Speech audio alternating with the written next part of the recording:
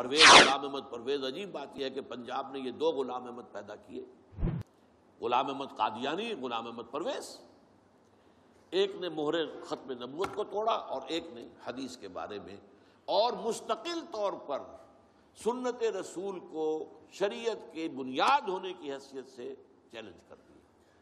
اور یہ فتنہ میں آپ سے عرض کر رہا ہوں، آج چونکہ جیسے قادیانیوں کو پوری مغرب کی سپورٹ ہے، ایسے اس فتنے کو بھی، کیونکہ وہ کلیش آف سویلائزیشن میں اسلامی تہذیب کو ختم کرنے کے درپے ہو گئے ہیں، اور اسلامی تہذیب کا اور شریعت کا دار و مدار اکثر و بیشتر تو حدیث پر ہے، سنت پر ہے،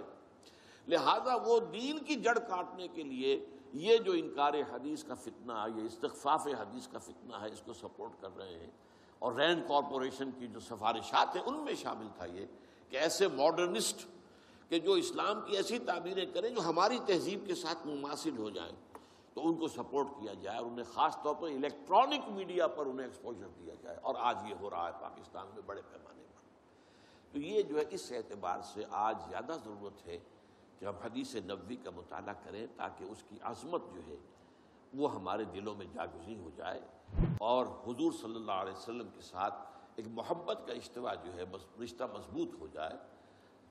اقول قولی ھذا واستغفر اللہ لی ولکم ولسائر المسلمین والمسلمات۔